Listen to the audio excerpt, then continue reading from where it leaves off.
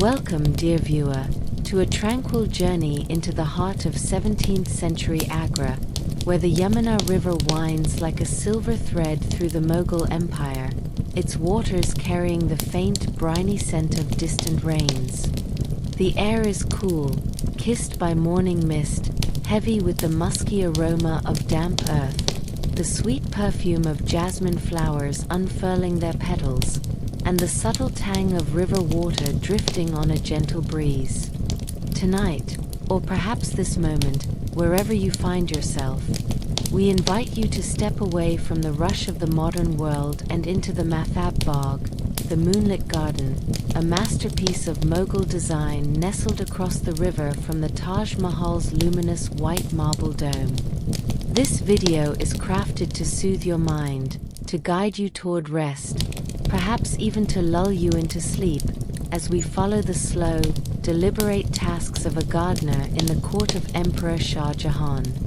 So, find a quiet corner, let your breath slow, and allow your thoughts to drift into this world of green and gold, where time moves gently, like ripples on a still pool. The Mathab Bagh, meaning moonlit garden, is no ordinary place. Its name evokes the ethereal glow of its marble pools under a full moon, their surfaces shimmering like liquid silver, but now, in the soft gray of dawn, it is a canvas of serenity, a place where beauty unfolds with every careful act. The garden is a charbagh, a four-part paradise inspired by the Quranic vision of Eden, where water flows in channels like the rivers of heaven, and every plant, every stone, is placed with intention to mirror the divine order of the cosmos. This is a space of symmetry, of harmony, where the earthly and the divine meet in quiet conversation, where the rustle of leaves and the trickle of water create a melody that soothes the soul. We walk today in the footsteps of Amir, a gardener whose life is woven into the garden's rhythms, his days filled not with the clamor of the emperor's court or the clash of swords, but with the quiet, methodical tasks that bring the Mathab Bagh to life. Picture him standing at the garden's entrance, beneath a low arch of red sandstone, its surface carved with intricate floral motifs, curling vines, lotus petals, and star-shaped blossoms, their lines softened by the morning mist. The sandstone is cool to the touch, its texture rough yet smoothed by years of monsoon rains and the gentle brushing of hands passing beneath. As we step through the arch, the garden opens before us, a vast expanse of ordered beauty, its pathways stretching in four directions, dividing the space into perfect quadrants, each a mirror of the other, each a piece of paradise. The pathways are made of red sandstone, quarried from the hills of Rajasthan, their slabs laid in precise geometric patterns, herringbones, stars, and diamonds, that catch the light in a warm, rosy glow. At the garden's heart lies a marble-lined pool, its surface rippling faintly as a single lotus leaf drifts across, carried by an unseen current, its edges curling like a delicate scroll. The pool reflects the sky, now tinged with the pinks and golds of dawn, and in the distance, the Taj Mahal's white dome rises, a silent sentinel across the river. The air is alive with the soft gurgle of water flowing through the garden's channels, the distant call of a koel bird hidden in a mango tree, and the faint rustle of cypress leaves stirred by a breeze that carries the river's scent. Amir stands by a water channel, his silhouette framed against the rising sun, a solitary figure in this world of symmetry and grace.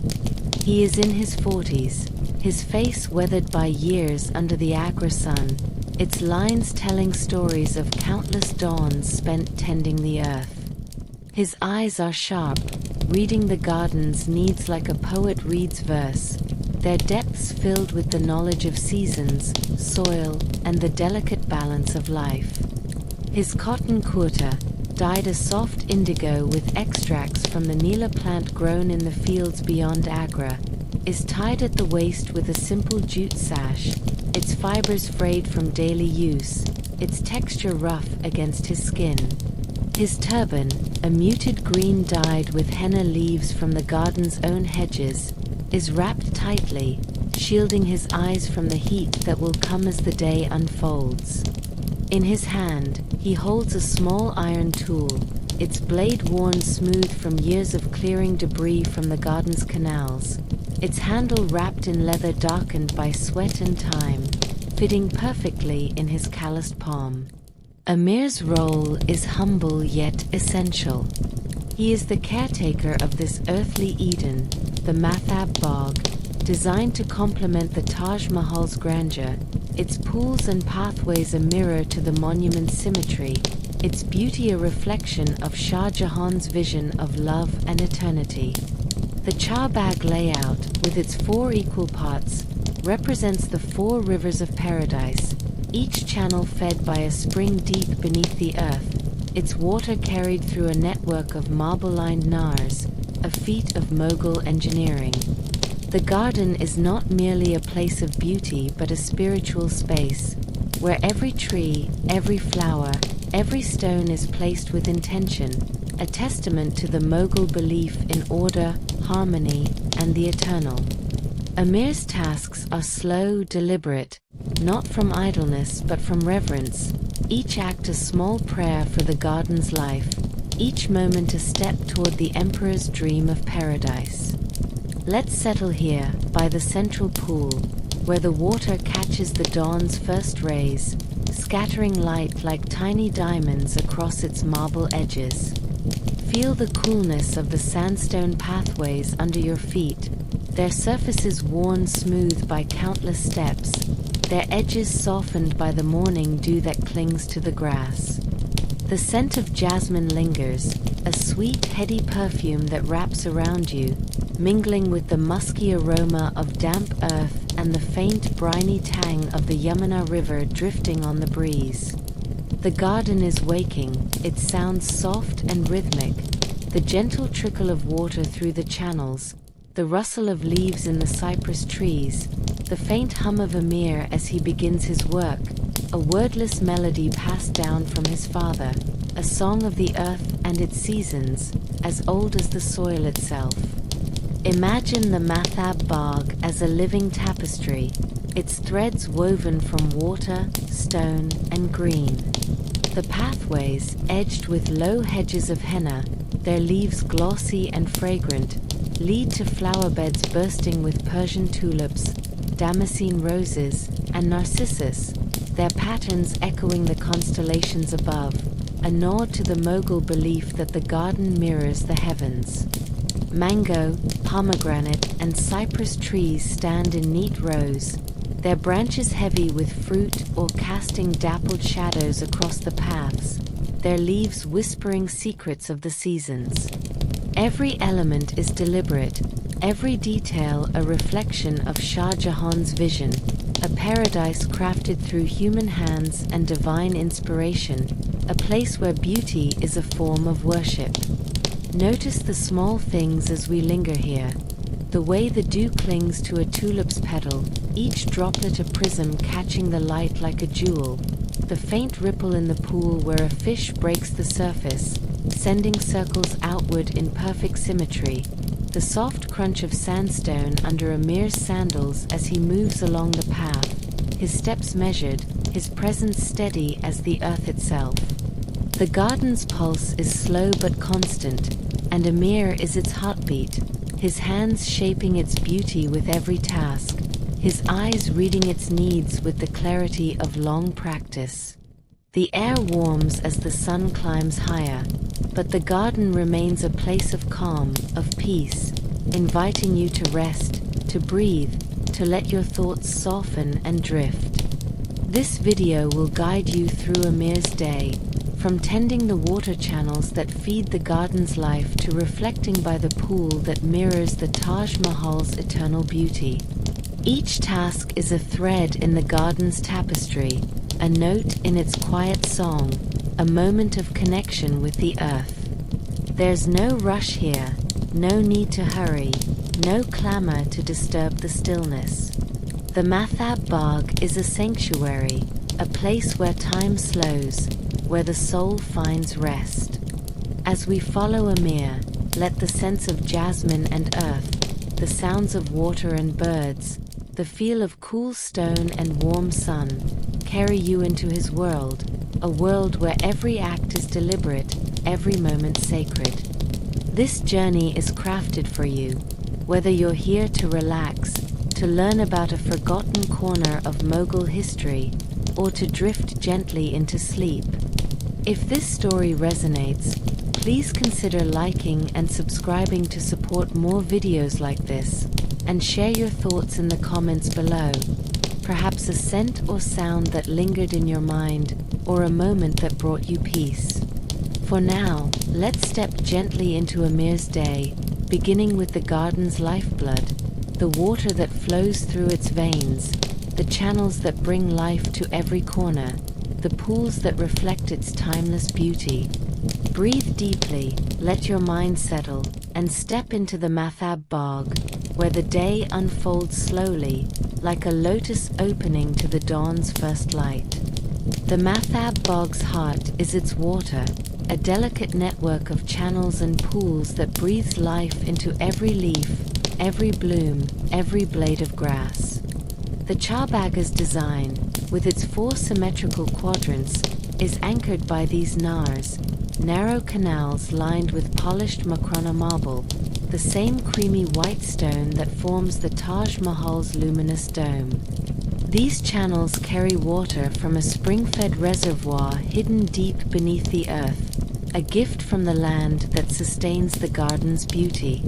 Water is the garden's soul, a symbol of purity, abundance, and divine order in the Mughal world, and tending it is Amir's first task of the day, a ritual as sacred as prayer itself. The air is still cool, the sun just cresting the horizon, casting long golden shadows across the red sandstone pathways as Amir begins his work, his sandals leaving faint, damp prints in the dew-dusted earth.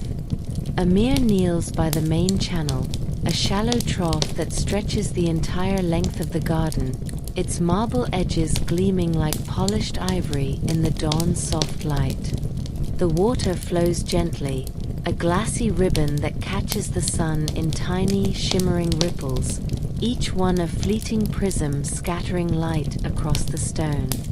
His trained eyes, honed by years of tending this garden, spot a cluster of neem leaves clogging the flow near a junction where the channel splits into smaller streams, their glossy surfaces dark against the marble's pale sheen. The neem leaves, fallen from a tree nearby, are bitter and aromatic,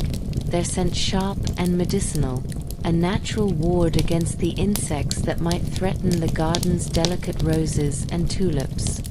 He reaches for his iron tool, a small, curved blade no longer than his hand, its edge worn smooth from years of scraping silt, leaves, and pebbles from the garden's veins. The handle, wrapped in leather darkened by sweat and time, fits perfectly in his calloused palm, its weight familiar, its texture a comfort as he begins his work. With careful, unhurried movements, Amir scoops the leaves from the water, their wet surfaces glistening as he sets them aside in a small pile on the channel's edge, where they will dry in the morning sun before being added to the garden's compost heap,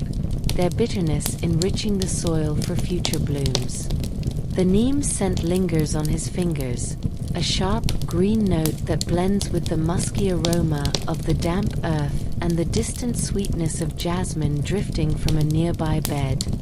The channels are a marvel of Mughal engineering, a testament to the empire's mastery of water and stone, blending Persian techniques with Indian ingenuity. The marble, quarried from the Makrana mines in Rajasthan, is the same stone that forms the Taj Mahal, its creamy white surface polished to a glossy sheen that reflects the sky above, now tinged with the pinks and golds of dawn. Each slab was cut by skilled artisans, their edges fitted together with such precision that no mortar is needed, the seams tight enough to hold water without a single drop escaping, a feat that has endured for decades under the Agra sun and monsoon rains. Amir knows these channels intimately, having walked their lengths since he was a boy, learning their quirks from his father, who tended the same garden under Emperor Jahangir, Shah Jahan's father. The main channel, wide enough for 2 hands to span, is shallow, no more than a finger's depth, designed to create a gentle, even flow that soothes the eye and ear, its trickle a constant melody in the garden's quiet symphony. As he clears the leaves, Amir checks the water's movement, leaning close to the channel, his face inches from the surface, where he can see tiny flecks of mica sparkling in the current, like stars caught in the water's flow. The water is clear, almost crystalline, fed by a spring deep beneath the garden, its purity a gift from the earth itself, untouched by the dust and heat of Agra's bustling streets. He moves along the channel, his sandals crunching softly on the sandstone path, the sound a faint counterpoint to the water's gurgle. At each junction, where the main channel branches into smaller streams, he pauses to ensure the flow is unimpeded, his eyes scanning for any sluggishness that might signal a deeper blockage. A twig lodged in a seam, a clump of silt settled in a corner, a stray pebble washed down from the reservoir. The channels branch out like the veins of a leaf, feeding water to every quadrant of the garden, each stream lined with the same polished marble, each a thread in the charbagha's intricate design. At key points, these channels feed into fountains, their jets rising in delicate, symmetrical arcs before falling back into octagonal basins carved from single blocks of Makrana marble, their edges etched with lotus motifs, their petals so finely carved they seem to float on the stone. The fountains are the garden's jewels, their spray catching the sunlight in a dance of droplets, their sound a soft patter that blends with the channel's gentle trickle, creating a rhythm that soothes the soul. Amir approaches one such fountain, its basin positioned near a bed of Persian tulips, their red and yellow petals just beginning to open in the morning light. The jet is weak, its spray uneven, a sign that sand or silt has clogged the pipe beneath, a common issue in the dry months when the river carries fine sediment into the spring. Kneeling beside the basin, Amir's knees press into the soft, dew-damp grass, its blades cool against his skin, their texture a gentle contrast to the marble's smooth surface. He reaches for a thin bamboo stick, its tip whittled to a fine point by his own knife, its surface smooth and pale, the wood harvested from the groves beyond Agra. With careful precision, he probes the fountain's nozzle, dislodging a small clump of sediment that clouds the water briefly before being swept away by the current. The jet spurts, a sudden burst of energy, then settles into a steady, rhythmic pulse, its droplets rising and falling in perfect harmony, each one catching the sunlight like a tiny prism, scattering rainbows across the marble. Amir adjusts the flow with a small valve, hidden beneath a marble tile carved with a star pattern, its edges worn smooth by years of careful hands. He turns the valve slowly, his fingers steady, until the jet rises in a flawless arc, its patter a gentle counterpoint to the garden's sounds, a melody that echoes the water's eternal flow. The water in the Mathab bog comes from an underground aqueduct, a network of baked clay pipes laid by Persian architects who brought their expertise to the Mughal court, their knowledge honed over centuries in the gardens of Isfahan and Shiraz. The aqueduct is a marvel in itself, its pipes fitted with such precision that they carry water from the spring to the garden without loss, their clay baked to a hardness that resists the earth's shifting and the monsoon's weight. Amir has never seen the aqueduct's full extent, its tunnels hidden beneath the garden's soil. But he knows its importance, knows that without it, the garden's roses would wither, its pools would dry, its fountains would fall silent. He checks the reservoir's inlet, a small grate at the garden's northern edge, its iron bars rusted but sturdy, its surface carved with floral patterns, lotuses and vines, that catch the morning light in delicate relief.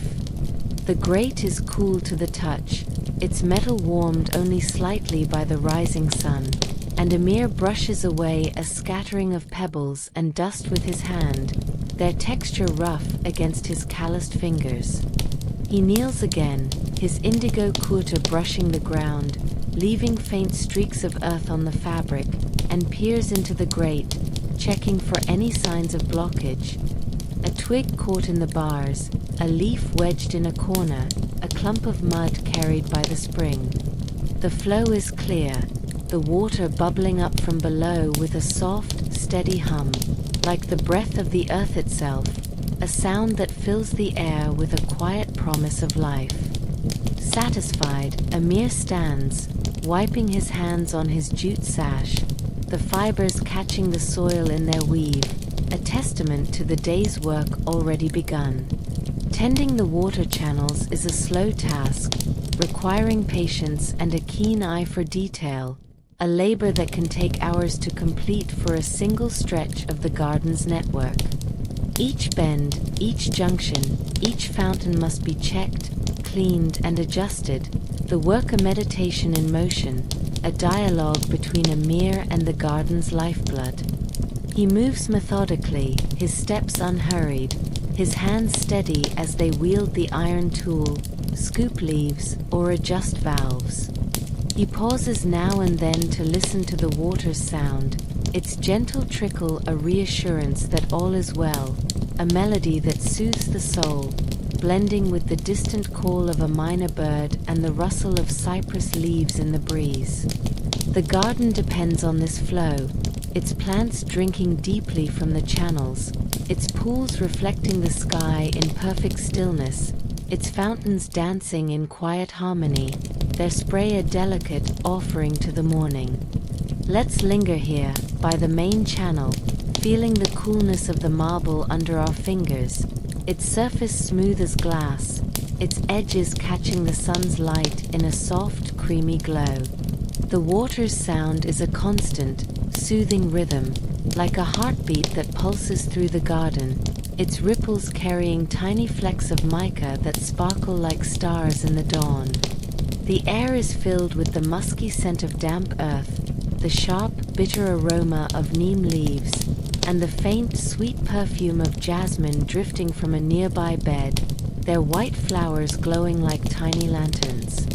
The sun is higher now, its warmth spreading across the sandstone pathways, their rosy surfaces glowing, but the garden remains a place of calm, its beauty unfolding slowly under Amir's careful hands, its water a mirror to the heavens above. Imagine holding the iron tool in your hand, its leather handle smooth and warm, its blade glinting as it moves through the water, scooping leaves with a gentle scrape. Picture the leaves themselves, wet and glistening, their neem scent sharp and green, their surfaces catching the light as you set them aside. The garden is alive with small sounds, the gurgle of the channels, the soft patter of the fountains, the faint rustle of leaves in the breeze, the distant hum of insects waking in the flower beds. Amir's presence is steady, his movements a quiet dance with the water, each task a step toward the garden's perfection, each moment a meditation in care and patience. The Mughals saw water as a symbol of life, of divine order, a gift from Allah that sustained the earth and its people. The Mathab Bag's channels were designed to reflect this belief, their flow a map of paradise, their symmetry a reflection of the eternal, each stream a river of Eden brought to earth. Amir's work is not just practical but sacred, a way to honor the emperor's vision, the land's generosity, and the divine beauty of the world.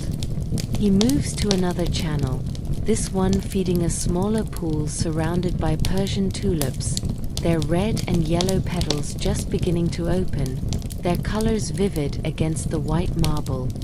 He checks the flow, adjusts a marble tile that has shifted slightly under the earth's weight, and sweeps away a scattering of petals that have fallen into the water, their delicate forms floating like tiny boats before he gathers them. The garden is a world unto itself, its boundaries marked by low sandstone walls that keep out the dust and noise of Agra's bustling streets, their surfaces carved with geometric patterns, stars, hexagons, and curling vines that catch the light in intricate relief. Jasmine vines spill over the walls, their white flowers glowing like stars in the dawn, their scent a sweet counterpoint to the earth's musk. Amir knows every inch of this world, every channel, every stone, every ripple, his life bound to the garden's rhythms, his days shaped by its needs, his nights filled with dreams of its blooms, its pools, its endless beauty. Let's stay here a moment longer, by the fountain, letting the water's rhythm lull us, letting the scents of jasmine, neem, and damp earth wrap around us like a soft blanket. Feel the coolness of the marble under your fingers, the faint spray of the fountain against your skin, the gentle warmth of the sun as it climbs higher in the sky. The garden is waking, its colors deepening, its pulse steady and sure, its beauty a testament to Amir's care. His hands move slowly, his eyes scanning the water's flow, his heart attuned to the garden's needs. The day is young, the tasks are many, but there's no hurry, no need to rush. The Mathab Bagh is a place of eternity, a sanctuary where time slows, and we are carried gently into the morning, into the quiet flow of Amir's work, into the heart of this Mughal paradise. The water channels now flow smoothly, their gentle trickle a constant melody that fills the Mathab Bagh with life, a soothing undercurrent to the garden's waking world.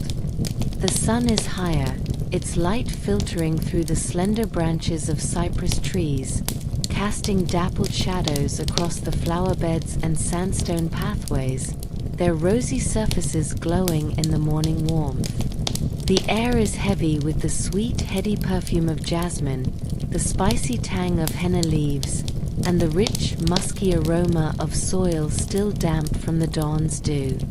Amir turns to the plants, the living heart of the garden, a task that demands patience, precision, and a deep, unspoken bond with the earth's rhythms. His hands, calloused and stained with the dark loam of Agra, are ready to nurture the blooms and trees that make the Mathab Bagh a vision of paradise, a living testament to the Mughal love for beauty and order. Amir begins with the flower beds, rows of Persian tulips and damascene roses arranged in intricate patterns that mirror the constellations above, a deliberate design that reflects the Mughal belief that the garden is a mirror of the heavens. The tulips, a favorite of Emperor Shah Jahan, are in full bloom, their petals a vivid tapestry of crimson, saffron, and creamy white, their slender stems swaying gently in the morning breeze, their colors glowing like jewels in the sunlight. He kneels beside a bed near the central pool, his knees sinking into the soft, loamy soil, its texture cool and crumbly under his weight, its scent rich and alive, a blend of river silt, manure from the emperor's stables, and composted leaves from the garden's own trees, sifted by hand over days to ensure it nurtures the delicate roots beneath. With gentle hands, Amir inspects each tulip, his fingers brushing against the petals, their texture soft as silk, their colors vibrant against the green of their leaves. He checks for signs of pests or disease, his eyes scanning the stems for the tiny holes left by aphids or the faint yellowing of leaves that signals blight, a threat that could spread through the bed if left unchecked. A single aphid clings to a tulip stem, its body so small it's barely visible, a speck of green against the plant's vivid red. Amir removes it with a careful flick of his finger, mindful not to bruise the delicate stem, his touch as gentle as a mother's caress. The tulips, brought from the mountains of Persia via trade routes through Samarkand, are a symbol of imperial splendor, their presence in the Mathab Bog a testament to the Mughal Empire's reach, their vibrant colors a nod to the emperor's love for beauty. He reaches for a small trowel, its wooden handle polished to a glossy sheen by years of use, its iron blade worn but honed to a sharp edge, a tool passed down from his father, who used it in the same garden under Jahangir's reign. Amir uses it to loosen the soil around the tulip roots, turning it gently to ensure the roots can breathe and drink deeply from the nearby water channel, its trickle a faint, soothing sound in the background. The soil is rich, its scent earthy and grounding, a mixture of dark silt from the Yamuna's banks, manure from the emperor's prized horses, and decayed leaves gathered from the garden's cypress and mango trees, all blended to create a fertile bed that nourishes the plants through Agra's long hot seasons. Next, Amir moves to the jasmine, its white flowers glowing like tiny stars against the dark green of its glossy leaves, their scent a sweet, intoxicating perfume that fills the air, wrapping around the senses like a warm shawl.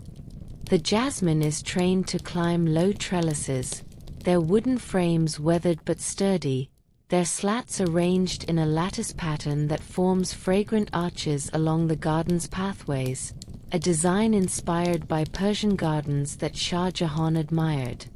Amir checks the vines, his fingers tracing their curling tendrils, their texture soft and pliable, seeking the sunlight. He ties loose strands with strips of jute cord, soaked in water to keep them soft, their fibers rough but gentle against the vines, his knots precise to avoid damaging the delicate stems.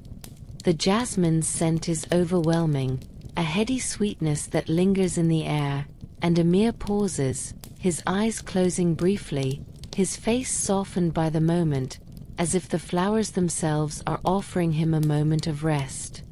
The jasmine flowers are harvested for the emperor's court, their petals used in perfumes, garlands, and offerings for the royal zenana, but here in the Mathab Bog, they are left to bloom, their beauty a gift to all who walk the garden's paths. Amir pinches off yellowed leaves, their texture crisp and dry, and uses a small pair of iron shears, their blades honed to a razor's edge, their handles wrapped in leather to prevent blisters, to trim overgrown tendrils, his cuts precise to encourage new growth without harming the plant's vitality.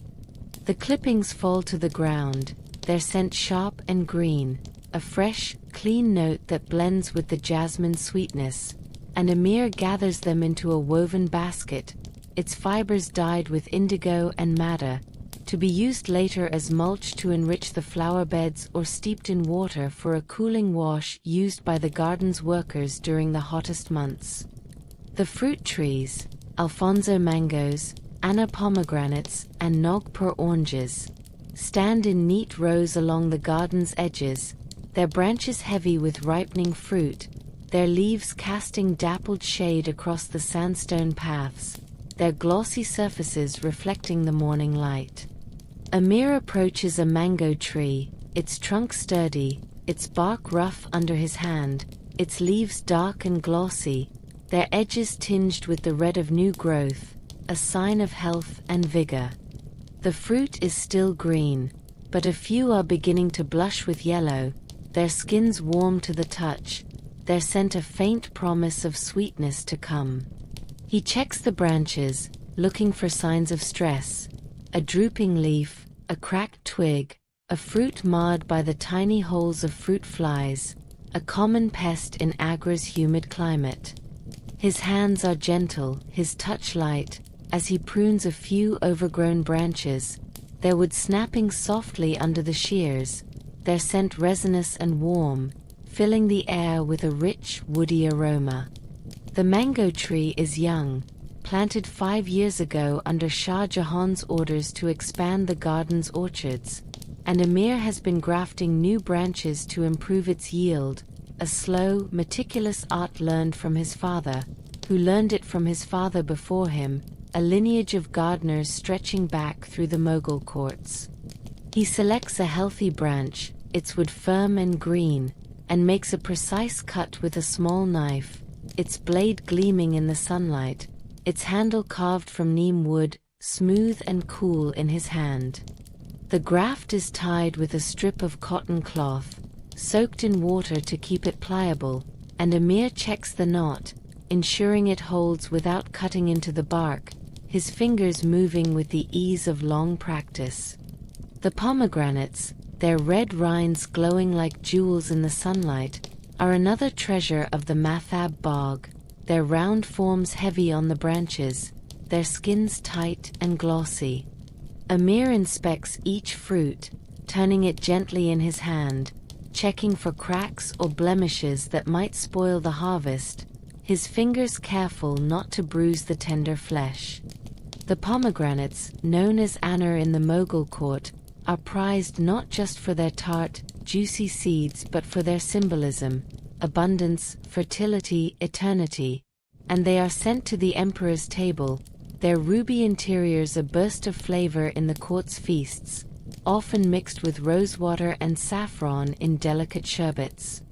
He prunes a few branches that grow too close, their leaves brushing against each other, creating shade that stifles the fruit below, his shears moving with precision, the clippings falling to the ground, their scent sharp and green, to be gathered later for the compost heap, ensuring nothing is wasted.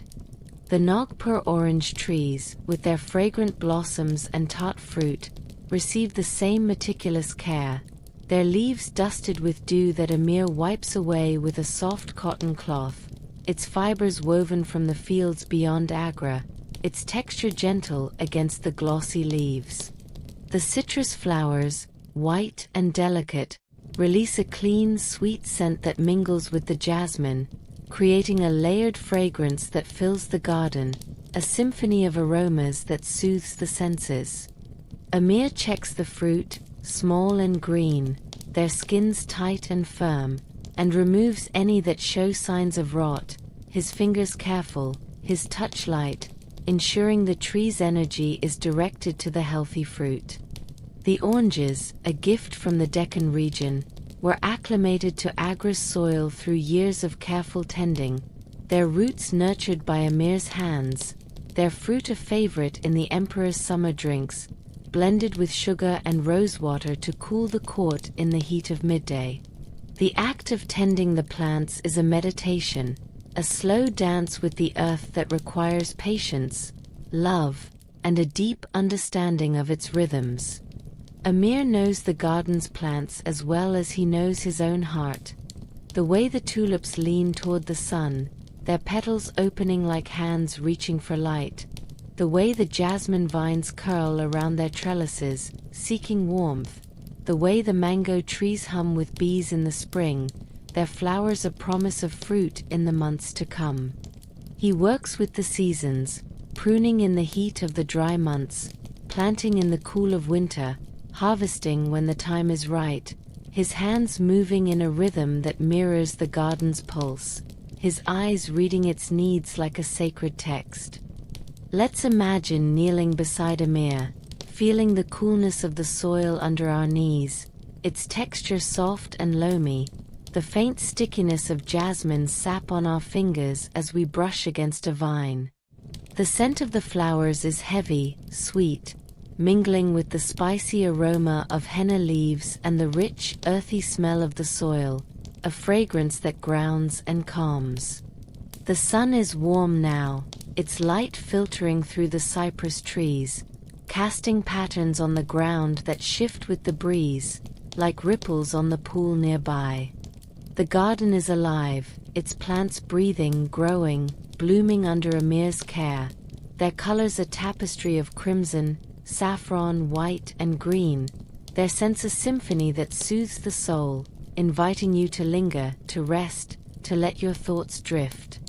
The Mughals saw plants as gifts from Allah, each one a symbol of divine beauty. Persian tulips for love and sacrifice, jasmine for purity and grace, pomegranates for life and abundance. The Mathab Bagh was a living prayer, its flowerbeds and trees a testament to the emperor's vision and the gardener's devotion, its symmetry a reflection of the cosmos. Amir's work is a continuation of this belief, his hands shaping the earth, his heart attuned to its rhythms, his eyes seeing the beauty in every leaf, every petal, every fruit.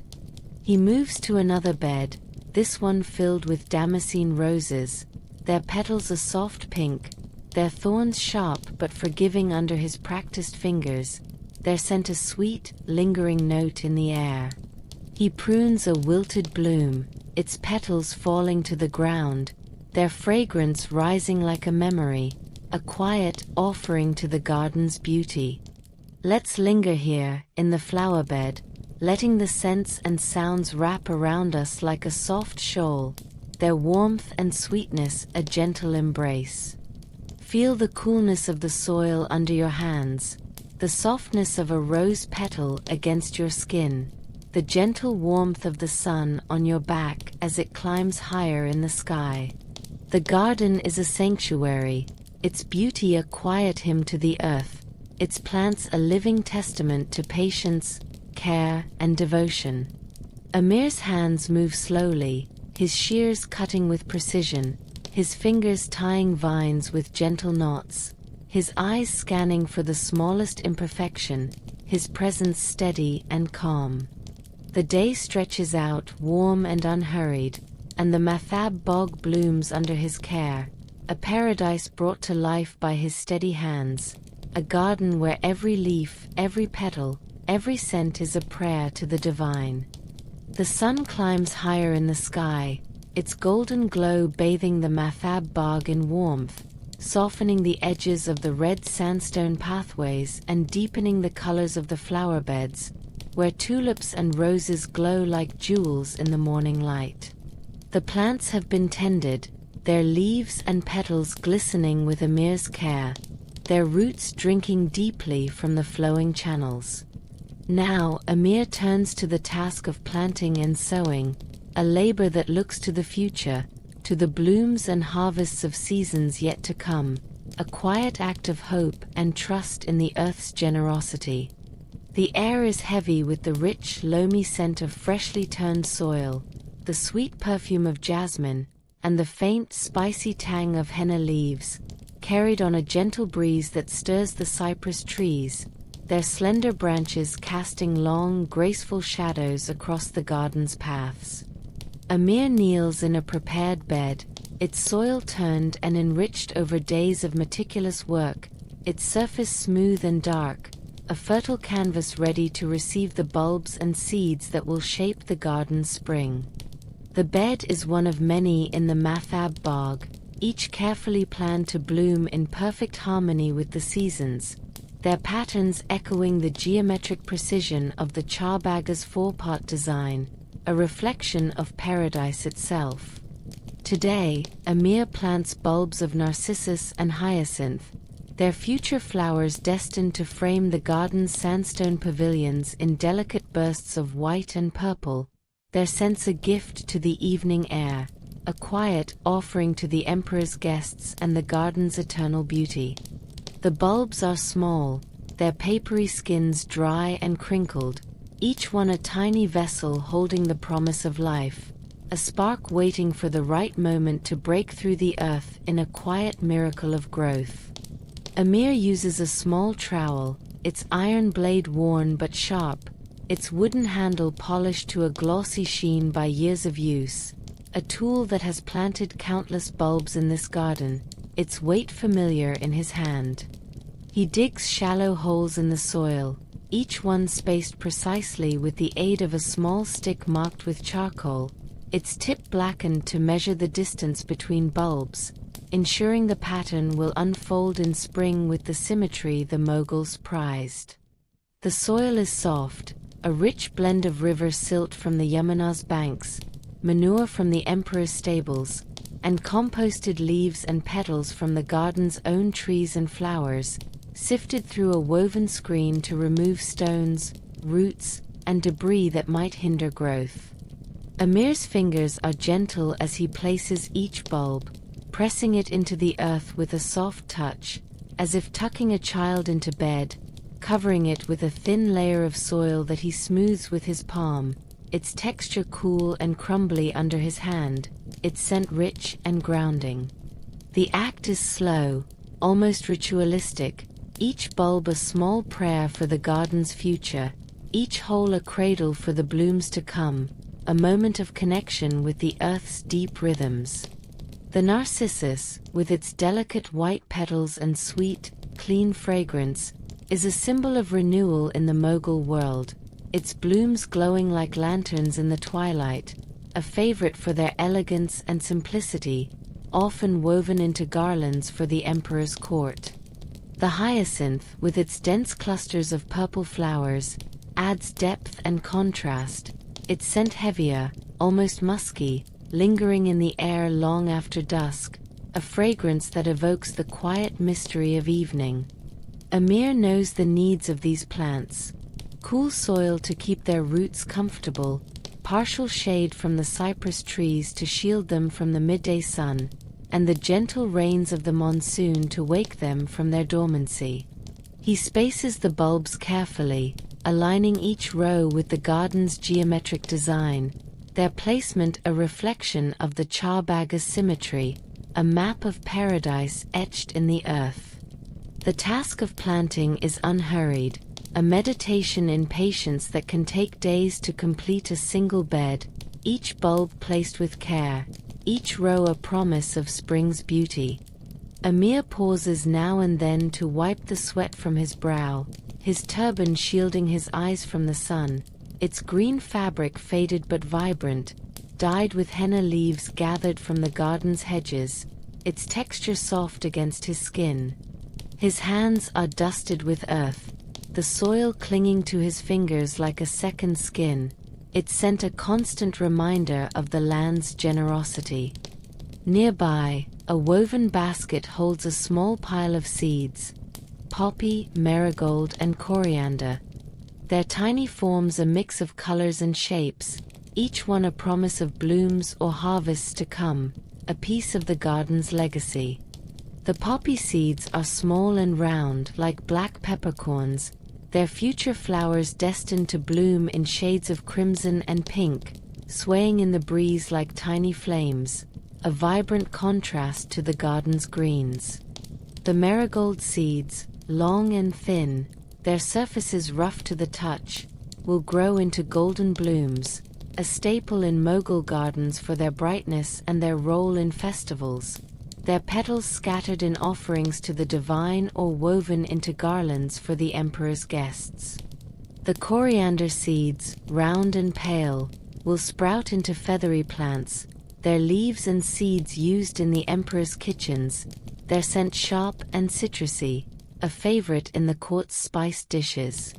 Amir will sow these seeds later, scattering them across a prepared bed near the garden's edge, where they will bloom into a riot of color for the emperor's visitors, their vibrancy a testament to the garden's abundance.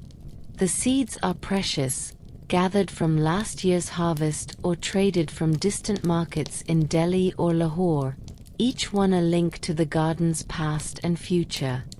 He checks the soil, raking it with a wooden tool, its tines worn but sturdy, its handle smooth from years of use, ensuring the earth is loose and ready to receive the seeds, its dark surface smooth as a canvas.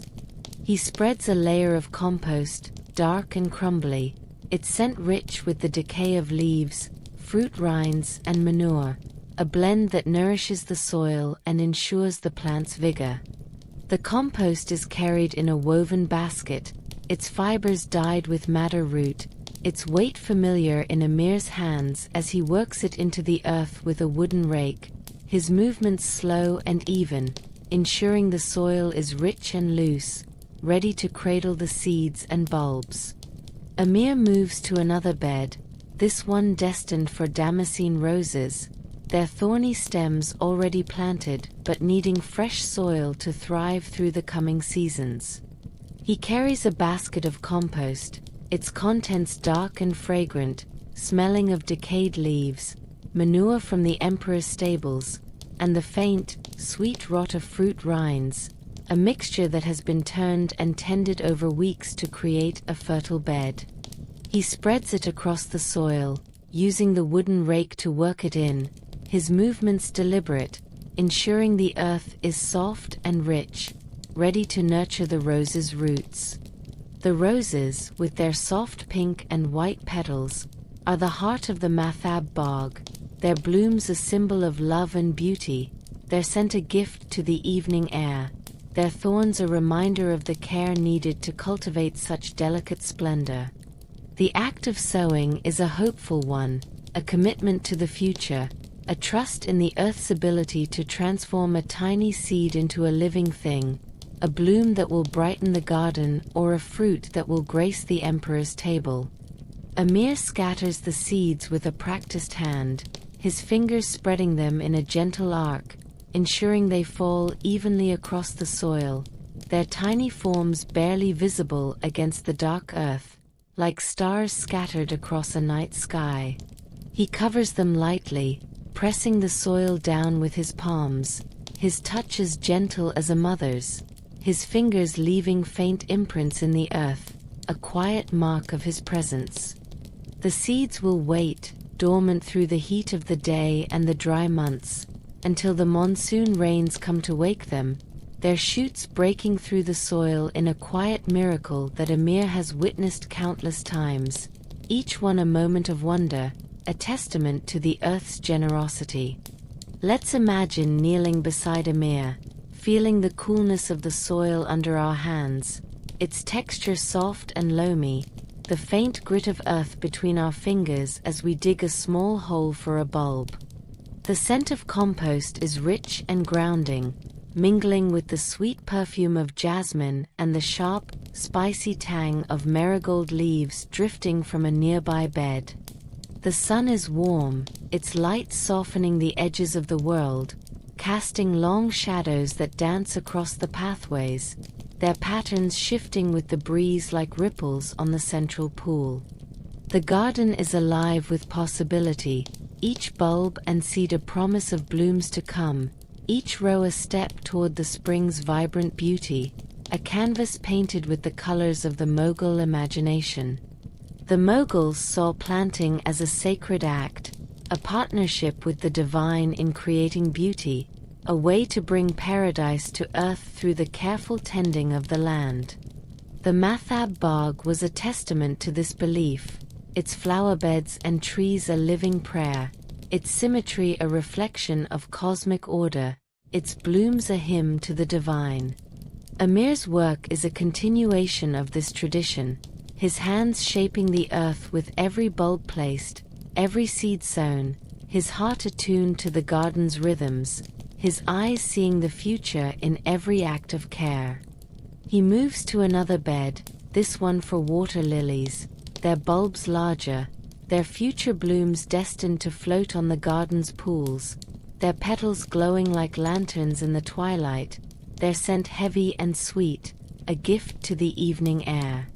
Let's linger here, in the planting bed, letting the scents and sounds wrap around us like a soft veil, their warmth and sweetness a gentle embrace. Feel the weight of the trowel in your hand, its handle smooth and warm, the softness of the soil under your fingers, the faint warmth of the sun on your back as it climbs higher in the sky.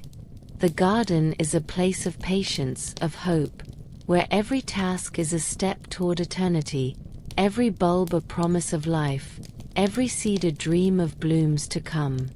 Amir's hands move slowly, his eyes scanning the earth, his presence a quiet anchor in the garden's vastness, his work a meditation in care and devotion. The day stretches out, warm and unhurried, and the Mathab bog blooms under his hands, a paradise woven from earth, water, and time, a sanctuary where beauty is a quiet prayer. The afternoon sun hangs high in the sky, its light a golden haze that bathes the Mathab bog in warmth, softening the edges of the red sandstone pathways and deepening the colors of the flower beds, where tulips, roses, and jasmine glow in the midday light. The seeds have been sown, the plants tended, and Amir turns to the task of sweeping and maintaining the garden's pathways, the veins of the charbagh that guide visitors through its intricate symmetry, their geometric patterns a reflection of the Mughal love for order, beauty, and harmony. The air is heavy with the rich, musky scent of earth, the sweet perfume of jasmine, and the faint, spicy tang of henna leaves, carried on a gentle breeze that stirs the cypress trees, their slender branches casting long, dancing shadows across the stone.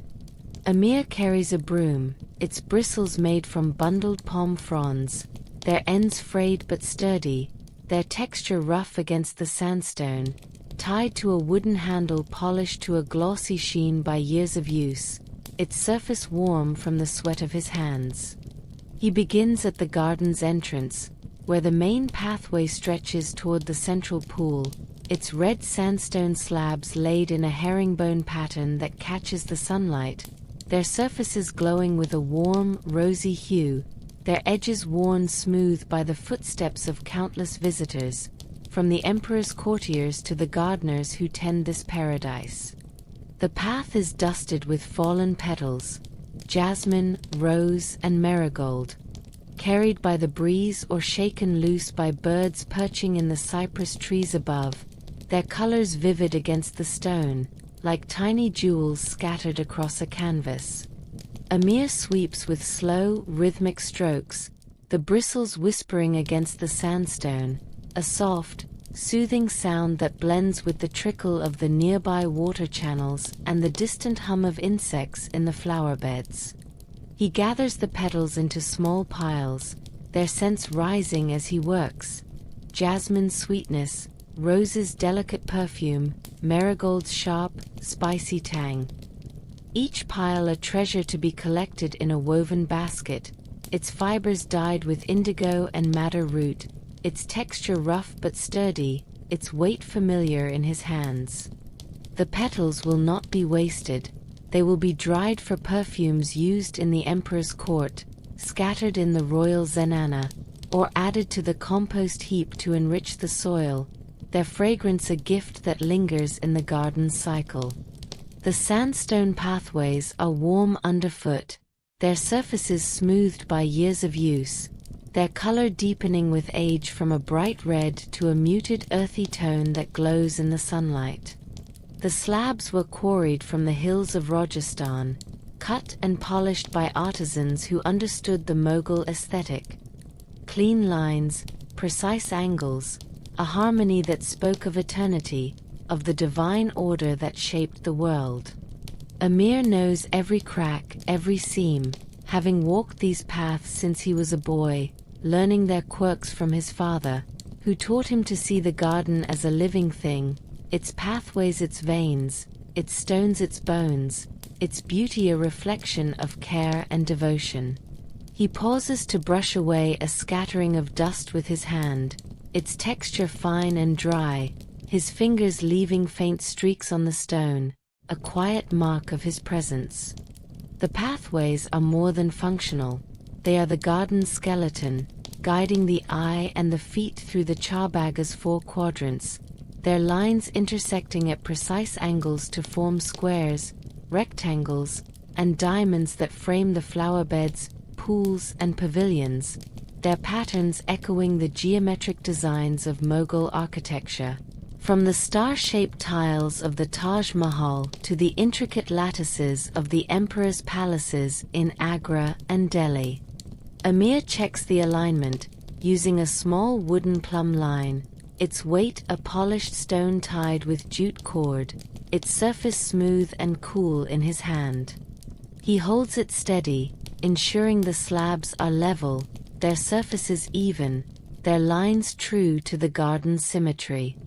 A stone near a jasmine trellis has settled slightly, its edge raised by the earth's shifting under monsoon rains, and Amir lifts it with a small lever made from neem wood, its surface worn smooth, packing fresh earth beneath to stabilize it, his hands careful to preserve the path's harmony. The task is slow, requiring patience and a keen eye for detail, but Amir works without haste, his movements a quiet meditation, his broom sweeping in long, even strokes that create a rhythm as soothing as the water's trickle. He moves to the cypress trees that line the main pathway, their tall, slender forms casting long shadows across the stone, their evergreen branches a symbol of eternity, their scent resinous and clean, a sharp note that cuts through the sweetness of the jasmine. The cypresses require constant care to maintain their shape, their branches trimmed to keep their forms balanced, their lines straight as the garden's paths, a reflection of the Mughal ideal of order. Amir uses a pair of iron shears, their blades honed to a fine edge, their handles wrapped in leather to prevent blisters, to trim stray branches, his cuts precise but gentle, ensuring the tree's health is preserved, its form a testament to the garden's symmetry. The clippings fall to the ground, their scent sharp and green, filling the air with a clean, resinous aroma that mingles with the jasmine and henna, creating a layered fragrance that soothes the senses. Amir gathers them into his basket, to be used later as mulch to enrich the flower beds or as kindling for the small fires that warm the garden's workers during the cool nights of winter, their flames casting a soft glow across the paths. Nothing in the Mathab bog is wasted. Every petal, every branch, every speck of dust has a purpose, a place in the garden cycle, a reflection of the Mughal belief in harmony and balance. The younger saplings, planted to replace older trees, need additional care, their roots still finding purchase in the soil, their trunks delicate against the monsoon winds that sweep through Agra in the rainy months. Amir checks the stakes supporting a young cypress, no taller than his waist, its leaves bright and green, its trunk slender but strong. The stakes are wooden poles, driven deep into the earth, tied with jute cords to keep the tree upright, their knots tight but not cutting into the bark, which is still tender and green. He adjusts a cord that has loosened, his fingers deft as they retie the knot, ensuring it holds without harming the sapling's growth, his touch gentle, his movements precise. The saplings are a promise of the future, their leaves a vibrant green, their growth a testament to Amir's care, their presence a link to the garden's past and future, a cycle that stretches across generations. The task of sweeping is repetitive, almost hypnotic, its rhythm a counterpoint to the garden's stillness, a quiet dance that binds Amir to the earth. He moves from one pathway to another, his broom sweeping in long, even strokes, the sound a soft whisper that blends with the gurgle of the water channels and the distant hum of bees in the flower beds. The petals he collects are a treasure, their colors vivid, white jasmine, pink rose, golden marigold, their scents lingering in the air, a reminder of the garden's abundance.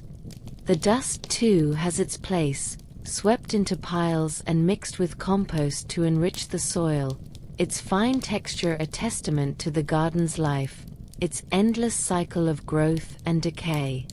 Let's imagine walking beside Amir, feeling the warmth of the sandstone under our feet, its surface smooth and warm, its edges softened by years of use, its rosy glow catching the sunlight. The scent of jasmine and marigold lingers, mingling with the resinous aroma of cypress clippings and the rich, musky smell of the soil nearby, a fragrance that grounds and calms.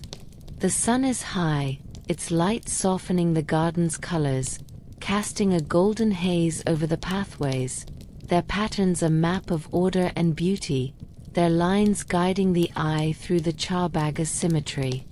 The garden is alive, its pathways a canvas, its trees standing as sentinels of time, their shadows dancing across the stone in a quiet, graceful rhythm.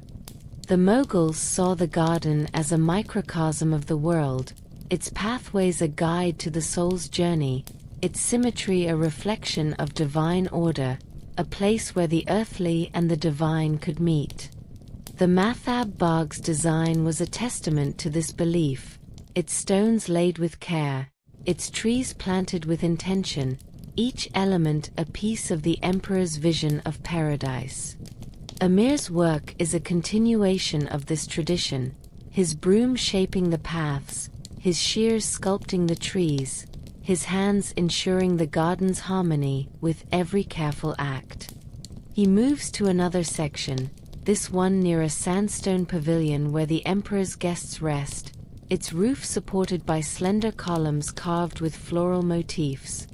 lotuses, vines, and stars, its floor inlaid with geometric tiles that echo the pathway's patterns.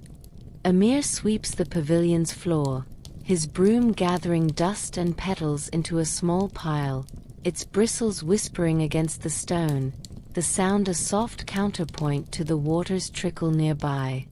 The pavilion is a place of rest, where visitors pause to admire the garden's beauty, their eyes drawn to the reflecting pool and the Taj Mahal beyond, its white marble glowing in the afternoon light, its dome a silent testament to love and eternity. Amir's task is to ensure it remains pristine, its surfaces clean, its surroundings perfect, a frame for the garden's splendor, a space where the soul can find peace. Let's linger here, by the pathway, letting the broom's rhythm lull us, letting the scents of jasmine, marigold, and cypress wrap around us like a warm shawl, their sweetness and sharpness a gentle embrace. Feel the warmth of the sandstone under your feet, the softness of a petal in your hand as you pick it up from the path, its texture delicate and cool, its scent lingering on your fingers. The garden is a place of harmony, of balance, where every task is a step toward perfection, every sweep a note in its quiet song, every moment a meditation in care. Amir's hands move slowly, his eyes scanning the paths, his presence a quiet anchor in the garden's vastness, his work a testament to patience and devotion. The afternoon stretches out, warm and unhurried, and the Mathab Bagh glows under his care, a living hymn to beauty, to peace, to the eternal order of the Mughal world. The sun begins to dip, its light softening into a warm amber glow that bathes the Mathab Bagh in a golden haze, casting long shadows across the sandstone pathways and flower beds, where the colors of tulips, roses, and jasmine deepen in the twilight. The tasks of the day are nearly done, the channels cleared, the plants tended, the seeds sown, the pathways swept, and Amir moves to the reflecting pool at the garden's heart, a square marble basin that mirrors the Taj Mahal across the Yamuna River in flawless detail, its surface a perfect reflection of the monument's white dome and slender minarets, glowing like a vision from a dream. The pool is the garden's soul, a symbol of stillness, eternity, and divine order, its water a mirror to the heavens above. The air is cooler now, heavy with the sweet perfume of jasmine, the faint, mineral tang of the water, and the rich, musky aroma of damp earth, carried on a gentle breeze that ripples the pool's surface, sending tiny waves across its stillness. Amir stands by the pool's edge, his hands resting on a low marble railing, its surface carved with delicate arabesques, curling vines and star-shaped blossoms that catch the fading light in intricate relief, their lines flowing like the water below. His indigo kurta is dusted with earth, its fabric faded from the day's labor, its hem brushing the grass as he stands, his jute sash tied loosely at his waist. His turban, green from henna dye, is slightly askew, its folds loosened by the day's work, but still shielding his eyes from the sun's last rays. His face is calm, its lines softened by the twilight, his eyes scanning the pool for any imperfections. A fallen leaf, a stray petal, a ripple that disturbs its perfect stillness, a flaw that might mar the garden's harmony. He carries a long bamboo pole, its tip whittled to a gentle curve, its surface smooth and pale, harvested from the groves beyond Agra and shaped by his own knife for this very task. With careful, deliberate movements, he schemes a jasmine petal from the pool's surface, its white form floating like a tiny boat, its scent lingering as he places it in his woven basket, its fibers dyed with indigo and madder, its weight familiar in his hand.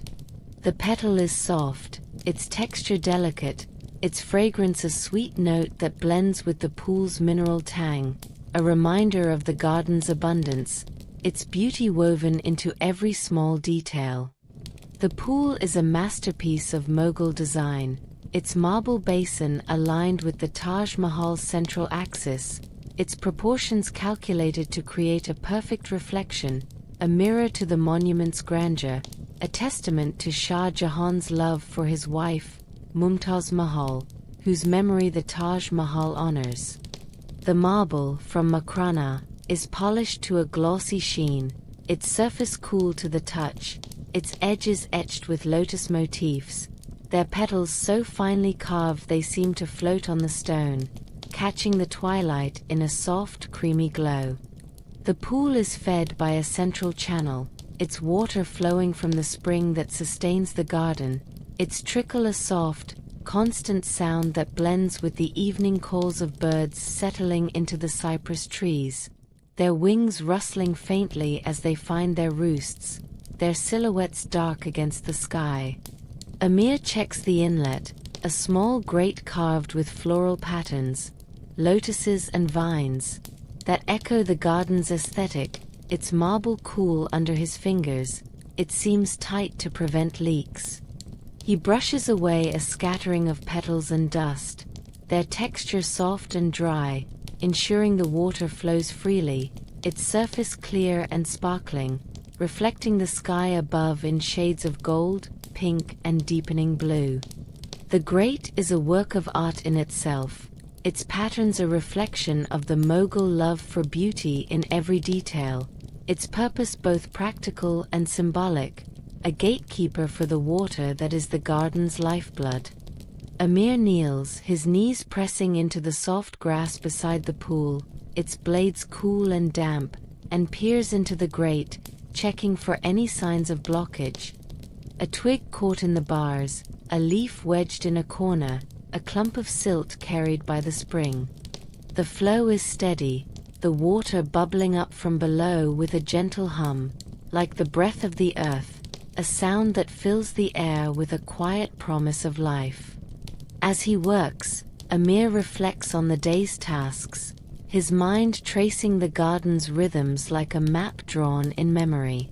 He notes which roses need more care, their petals browning at the edges, perhaps needing extra water or shade from the midday sun, which channel flows too weakly, its marble tiles perhaps loosened by the earth's shifting under monsoon rains, which saplings are thriving, their leaves bright and strong, their roots taking hold in the rich soil he has prepared. His thoughts are not hurried, not anxious, but calm, a quiet inventory of the garden's needs, a meditation on the work that binds him to this place, a dialogue with the earth itself. The Mathab Bagh is a living thing, its beauty a result of countless small acts, clearing a channel, pruning a rose, planting a seed, sweeping a path, and Amir is its steward, his hands shaping its form, his heart attuned to its pulse, his eyes seeing its beauty in every detail. The pool's surface catches the Taj Mahal's reflection, its white marble dome glowing in the twilight, its minarets piercing the sky like silent sentinels, their shadows stretching across the water in long, graceful lines. The Mughals designed their gardens to complement their architecture, the Mathab Bagh a mirror to the Taj Mahal's grandeur, its symmetry a reflection of Shah Jahan's love for Mumtaz Mahal, a love so profound it inspired a monument that still stands as a testament to eternity. Amir knows this story, whispered among the gardeners, passed down through generations of those who tend the earth, but his focus is on the garden itself, its plants and water, its stones and paths, each one a piece of the paradise he creates with every careful act.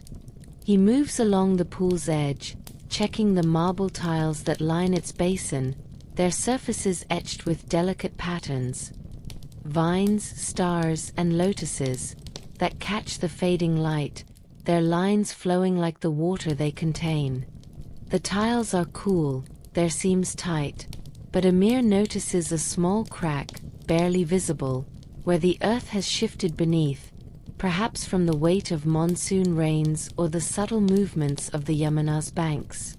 He makes a mental note to report it to the artisans, who will repair it with the same care that built the garden, their hands shaping the marble with tools passed down through generations, their work a continuation of the Mughal legacy. For now he sweeps the surrounding area, his broom gathering dust and petals into a small pile, its bristles whispering against the stone, the sound a soft counterpoint to the water's gentle trickle, a melody that soothes the soul. The evening is quiet, the garden settling into a gentle stillness as the sun dips below the horizon, its light fading into a soft, amber glow. The birds have fallen silent, their calls replaced by the soft chirp of crickets waking in the flower beds and the distant croak of frogs by the river's edge, their voices a faint, rhythmic hum in the twilight. The air is heavy with the scents of jasmine, rose, and damp earth, a fragrance that lingers like a memory, soothing and grounding, wrapping around the senses like a soft, woven shawl.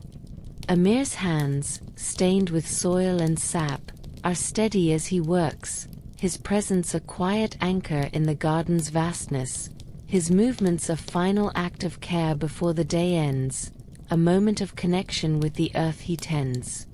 Let's imagine standing beside Amir, feeling the coolness of the marble railing under our fingers, its surface smooth and cool, its carvings intricate under our touch, their lines flowing like the water below.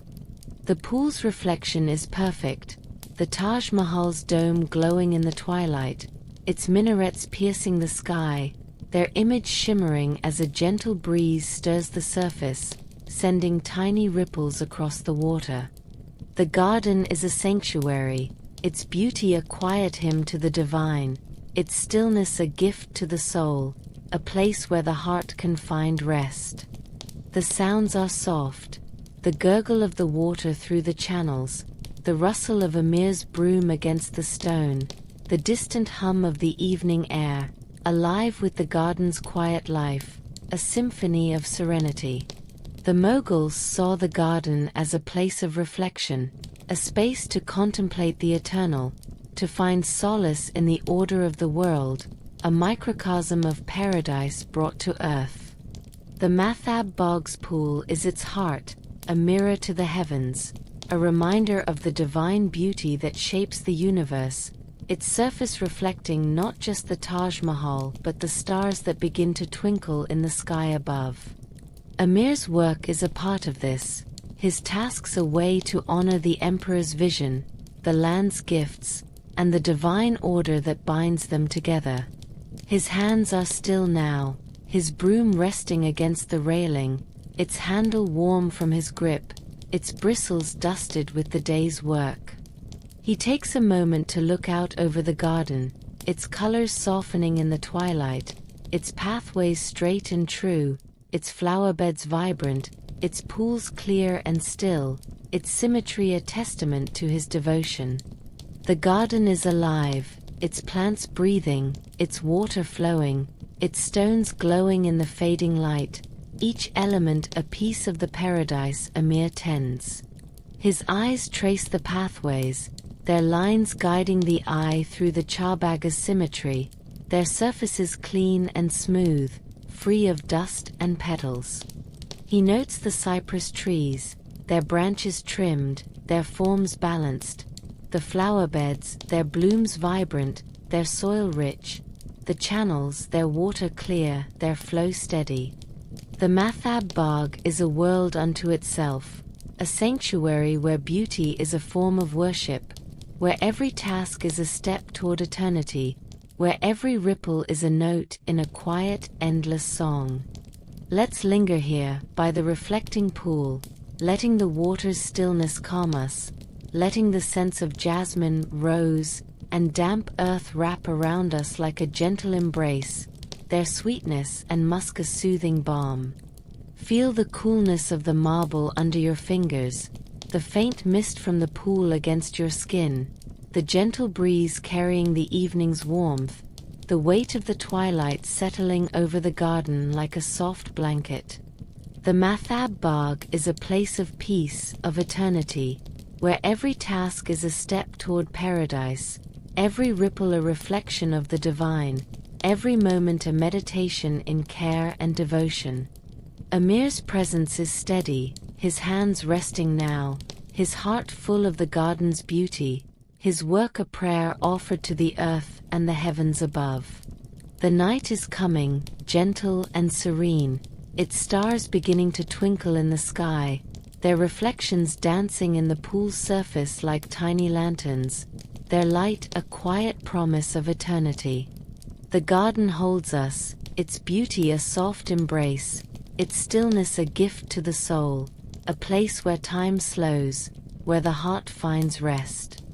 Let's stay here a moment longer, letting the twilight wrap around us, letting the Mathab Bagh carry us into its peace, into its eternity, into the quiet rhythm of Amir's world, where every act is a step toward paradise, every scent a memory, every sound a lullaby. And so, the Mathab Bagh rests, its pathways swept clean, its plants tended with care, its water flowing gently under the twilight sky, its beauty a testament to the quiet, deliberate work of Amir, the gardener who shapes this paradise with his steady hands. The reflecting pool glows, its surface a flawless mirror for the Taj Mahal across the river, its white marble dome and slender minarets shimmering in the dusk, a vision of love and eternity that lingers like a dream.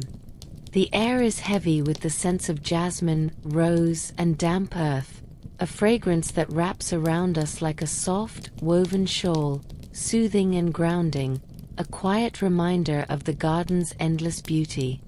The Mathab Bagh is a haven, a sacred space where the earthly and the divine meet, its symmetry a map of the cosmos, its plants and water a prayer offered to the heavens, its stillness a gift to the soul. Amir stands by the pool, his day's work complete, his hands resting by his sides, his indigo kurta dusted with the earth he has tended, his green turban loosened slightly from the day's labor. His face is calm, its lines softened by the twilight, his eyes reflecting the fading light, their depths filled with the quiet satisfaction of a day spent in service to the garden. The Mathab Bagh is quiet now, its sounds soft and rhythmic, the gentle trickle of water through the marble channels, the faint rustle of cypress leaves in the evening breeze, the distant chirp of crickets waking in the flower beds, their voices a soft hum in the dusk. The birds have settled, their calls silenced, and the garden breathes with a stillness that feels eternal, a moment suspended in time, a sanctuary where the heart can find rest. There are no grand tales here, no stories of conquest or glory, no echoes of the emperor's court or the clamor of Agra's bustling streets. Instead, there are the quiet, deliberate acts that make a garden. The sweep of a broom across a sandstone path, the gentle placement of a narcissus bulb in the earth, the careful adjustment of a fountain's jet, the pruning of a rose's wilted bloom, the tying of a jasmine vine to its trellis. These are the tasks that fill Amir's days, each one a small act of devotion, each one a thread in the tapestry of the Mathab Bog, a living hymn to patience, to care, to the divine order of the world. His hands, stained with soil and sap, carry the weight of these tasks, their calluses a map of his labor, their lines etched with the memory of every plant, every stone, every ripple he has tended. The pool's surface is still now, its ripples calmed, its reflection of the Taj Mahal perfect, the monument's white marble glowing like a beacon in the dusk, its minarets piercing the sky like silent guardians, their shadows stretching across the water in long, graceful lines.